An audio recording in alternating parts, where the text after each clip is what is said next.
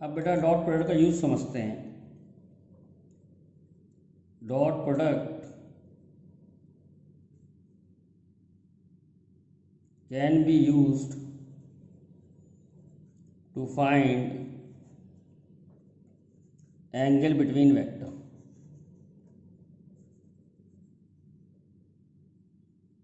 दो वेक्टरों के बीच में एंगल निकालने के लिए भी डॉट प्रोडक्ट का यूज होता है। हम जानते हैं कि A dot B A B cos theta होता है, तो कॉस थीटा निकालने के लिए A dot B upon magnitude of A magnitude of B, तो A dot B upon magnitude of A magnitude of B करते हैं तो हमें कॉस थीटा मिल जाएगा। इससे हम थीटा निकाल सकते हैं। जैसे एक एग्जाम्पल से समझते हैं, क्वेश्चन देते हैं। ए दे रखा है आई प्लस जे प्लस के और बी दे रखा है आई माइनस जे प्लस के। पूछ रहा है फाइंड एंगल बिटवीन वेक्टर। दो वेक्टरों के बीच में क्या एंगल होगा? तो हमने फॉर्मूला लिखा cos theta is equal to A dot B upon magnitude of A magnitude of B. अब पहले हम डॉट करेंगे। डॉट कैसे करते हैं बेटा? आई को आई से मल्टीप्लाई करते हैं, जे को जे से मल्टीप्लाई करते हैं तो 1 इंटू -1 और के को के से तो 1 into 1 1 plus 1 upon magnitude of A. अब मैग्नीट्यूड ऑफ ए कैसे निकालते हैं? एक्स कंपोनेंट का स्क्वायर, वाई कंपोनेंट का स्क्वायर, जेड कंपोनेंट का स्क्वायर, तो 1 प्लस 1 का स्क्वायर प्लस 1 का स्क्वायर का रूट। तो इससे हमारा मैग्नीट्यूड निकला है ए का। ऐसे ही इसका मैग्नीट्यूड निकालेंगे बी का, 1 का स्क्वायर माइनस 1 का स्क्वायर और 1 का स्क्वायर। तो ये सॉल्व करके आ जाएगा ऊपर 1 प्लस 1 2 माइनस 1 1 अपॉन रूट 3। तो बेटा कॉस थीटा की वैल्यू आ गई 1/3। थीटा को लिख देंगे कॉस इनवर्स 1/3। तो इस तरीके से हम दो वेक्टरों के बीच में एंगल निकाल सकते हैं। एक और एग्जांपल बताते हैं, सिंपल एग्जांपल देखते हैं एक और। Find angle between I plus J and I minus J. तो कॉस थीटा का फॉर्मूला लिख लिया। कॉस थीटा जो होता है वो A dot B upon magnitude of A B होता है। तो इस वेक्टर को ए मान लेते हैं, इस वेक्टर को बी मान लेते हैं। तो cos theta A dot B मतलब आई को आई के संग डॉट करेंगे, जे को जे के संग डॉट करेंगे। मैग्नीट्यूड ऑफ ए 1 का स्क्वायर 1 का स्क्वायर, मैग्नीट्यूड ऑफ बी 1 का स्क्वायर माइनस 1 का स्क्वायर। तो ये सॉल्व करके आ रहा है 0/2। 0/2 आ रहा है 0। तो कॉस थीटा की वैल्यू 0 है, तो बेटा थीटा कितना होगा? थीटा होगा 90 डिग्री, क्योंकि कॉस 90 0 होता है। तो ये एक इम्पॉर्टेंट कंडीशन भी है, याद कर सकते हैं आप इसे। If two vectors are perpendicular their dot product is 0। अगर दो वेक्टर परपेंडिकुलर होंगे तो उनका डॉट प्रोडक्ट जो है 0 आएगा। ये बहुत जगह यूज होता है कंसेप्ट। ए डॉट बी की वैल्यू बेटा 0 आती है, क्योंकि थीटा की वैल्यू 90 और कॉस 90 जो है वो 0 होता है। एक क्वेश्चन देखते हैं इसी पे base. If A is equal to A I plus A जे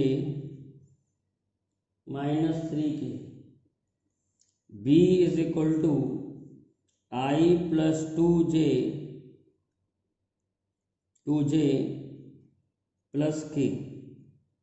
ठीक है, पूछ रहा है find A if two vectors are perpendicular.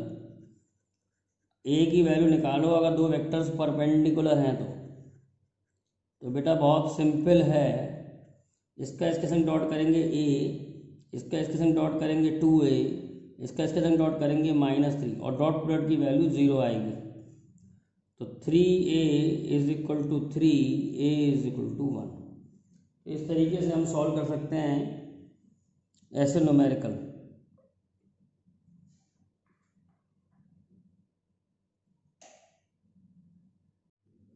अब देखते हैं बेटा, component vector in direction of another vector, यानी एक वेक्टर का कंपोनेंट दूसरे के डायरेक्शन में। जैसे ये ए है, ये बी है, और ए का कंपोनेंट वेक्टर बी के अलोंग निकालना है। सबसे पहले हम ए का कंपोनेंट निकालेंगे। एंगल के पास वाला कंपोनेंट होता है कॉस। तो ए का कंपोनेंट बी पर कितना है, ए कॉस थीटा। इसको projection of A on B भी कहते हैं। जैसे हमें लिखना हो component of A along B, तो वो हो गया ए कॉस थीटा। या फिर ए का प्रोजेक्शन बी पर, projection of A on B, ये भी ए कॉस थीटा हुआ। अगर केवल कंपोनेंट निकालना हो, केवल प्रोजेक्शन निकालना हो तो ऐसे निकाल सकते हैं, लेकिन एक्चुअली में हमें निकालना है component vector of A along B. तो कंपोनेंट वेक्टर, पहले कंपोनेंट लिखेंगे और वेक्टर लिखने के लिए बी का डायरेक्शन लिखेंगे। मतलब ए का कंपोनेंट बी के अलोंग निकालना है तो बी का डायरेक्शन होना चाहिए। तो बी का डायरेक्शन बी के यूनिट वेक्टर से पता लगता है, और यूनिट वेक्टर बाय डेफिनेशन होता है वेक्टर अपॉन इट्स मैग्नीट्यूड। तो हमारा ये हो जाएगा A cos theta B vector upon B. लेकिन हम जानते हैं ए डॉट बी जो होता है वो ए बी कॉस थीटा होता है।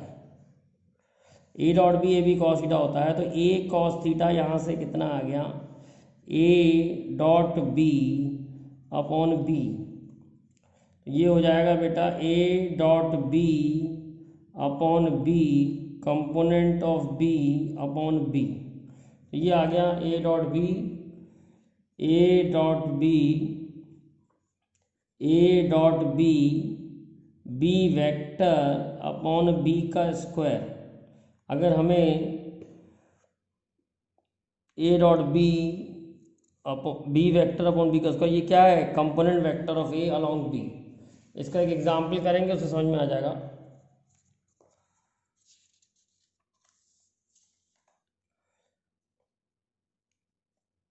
Find component vector of I plus 2j plus k along I minus j। तो बेटा ये ए हो गया, ये बी हो गया, हमने जो थ्योरी पढ़ाई है उसके हिसाब से। तो A dot B, B vector upon B के मैग्नीट्यूड का स्क्वायर। तो सबसे पहले हमें ए डॉट बी करना पड़ेगा। तो आई को आई के संग डॉट करेंगे, जे को जे के संग। तो 1 माइनस 2 बी वेक्टर, तो बी वेक्टर है आई माइनस जे अपॉन बी के मैग्नीट्यूड का स्क्वायर। तो बी का मैग्नीट्यूड क्या होगा, 1 का स्क्वायर माइनस 1 का स्क्वायर। तो बी के मैग्नीट्यूड आ गया √2। तो बी के मैग्नीट्यूड का स्क्वायर 2 हो गया। तो ये आ जाएगा -1/2 आई माइनस जे। तो this is component vector of one vector in direction of another vector.